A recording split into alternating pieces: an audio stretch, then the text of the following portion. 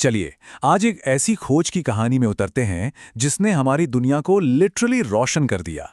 ये कहानी है बिजली और चुंबकत्व के उस छिपे हुए रिश्ते की और उस एक सीधे से सवाल की जिसने हमारी पूरी सभ्यता की दिशा ही बदल कर रख दी।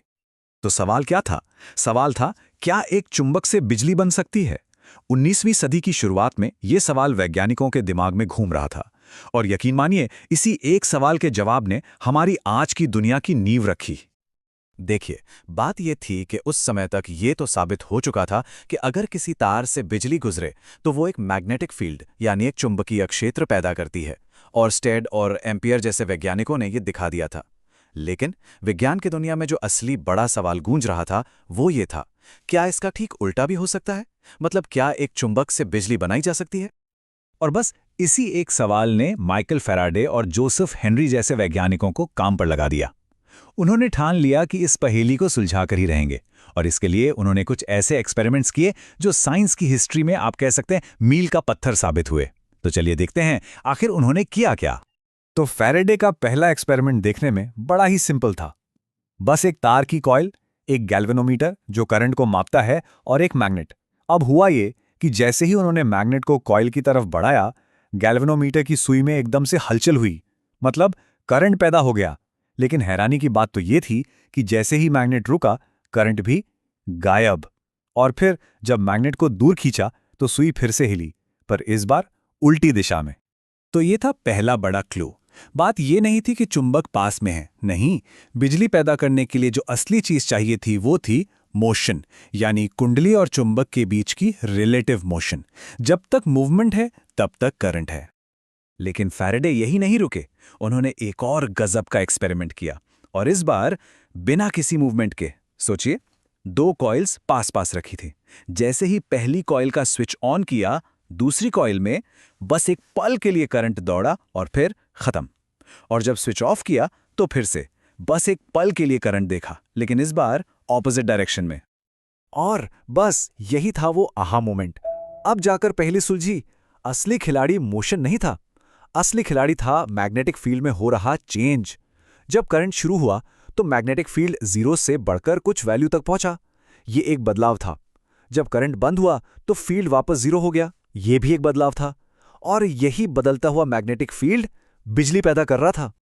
तो इन एक्सपेरिमेंट से जो नतीजे निकले, उन्होंने एक सिंपल ऑब्जर्वेशन को एक यूनिवर्सल लॉ, एक सार्वभौमिक नियम बनाने का रास्ता खोल दिया। चलिए अब समझते हैं कि इस पूरी घटना के पीछे की साइंस आखिर है क्या। अब इस फिनोमेनन को ठीक से समझने के लिए हमें एक कॉन्सेप्ट को समझना होगा, मैग्नेटिक फ्लक्स या चुंबकीय फ्लक्स। अब ये सुनने में थोड़ा टेक्निकल लग सकता है, पर इसका आइडिया बड़ा सिंपल है। बस ये समझिए कि किसी एरिया से कितनी मैग्नेटिक फील्ड लाइंस गुजर रही हैं, ये उसका एक मेजर है।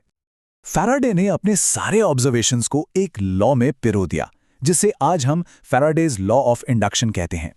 ये लॉ कहता है कि जो वोल्टेज पैदा होगा वो मैग्नेटिक फ्लक्स में टाइम के साथ होले बदलाव की रेट के बराबर होगा। सीधे शब्दों में कहें तो मैग्नेटिक फील्ड जितनी तेजी से बदलेगा उतनी ही ज्यादा बिजली पैदा होगी। सिंपल। और इस लॉ को एक बहुत ही खूबसूरत इक्वेशन में भी लिखा गया है, epsilon is equal to minus n d⁵b/dt। अब इस इक्वेशन का जो दिल है वो है d/dt वाला हिस्सा। साइंस की भाषा में ये रेट ऑफ चेंज यानी बदलाव की रफ्तार को दिखाता है। और यही तो पूरी खोज का निचोड़ है। मैग्नेटिक फील्ड का होना जरूरी नहीं, उसका बदलना जरूरी है, उसकी रफ्तार मायने रखती है। ठीक है, बिजली तो पैदा हो गई, लेकिन वो बहेगी किस डायरेक्शन में? इसका जवाब मिलता है लेंज़ेज़ लॉ में। ये लॉ कहता है कि जो करंट पैदा होगा वो हमेशा उस चेंज का विरोध करेगा जिसने उसे पैदा किया है। ये कुछ नेचर का इनर्शिया जैसा है, मतलब सिस्टम को बदलाव पसंद नहीं है, वो उसे अपोज करेगा। और फैराडे के इक्वेशन में वो जो छोटा सा नेगेटिव साइन था ना, वो इसी विरोध को दिखाता है। ये सिर्फ मैथ्स नहीं है, ये फिजिक्स का एक बहुत गहरा प्रिंसिपल है।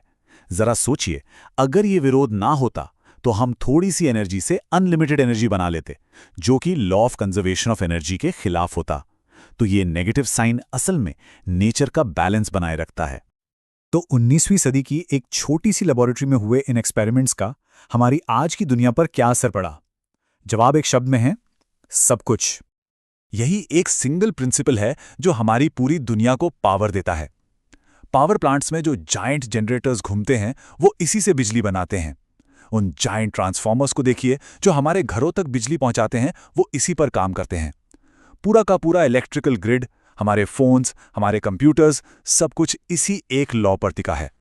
इस प्रिंसिपल की ताकत का अंदाजा बस इस एक नंबर से लगाइए। आज का एक सिंगल मॉडर्न जनरेटर 500 मेगावाट्स तक बिजली पैदा कर सकता है। ये इतनी एनर्जी है कि एक पूरा शहर रोशन हो जाए। और ये सब उसी सिंपल से आइडिया पर बेस्ड है, एक घूमती हुई कॉइल और एक मैग्नेट। तो ये कहना जरा भी गलत नहीं होगा कि फैराडे और हेनरी के उन सिंपल से दिखने वाले एक्सपेरिमेंट्स ने ही हमारी मॉडर्न बिजली से चलने वाली सिविलाइजेशन की नींव रखी थी। उस एक लैब से जो चिंगारी निकली, उसने पूरी दुनिया का नक्शा ही बदल दिया। तो आखिर में ये सवाल सोचने वाला है, अगर ये डिस्कवरी कभी हुई ही ना होती तो हमारी दुनिया आज कैसी होती? जरा कल्पना कीजिए, बिना बिजली की रोशनी, बिना ट्रेन्स, बिना कंप्यूटर्स। ये ताकत है एक खोज की जिसने सच में हमारी दुनिया को रोशन कर दिया।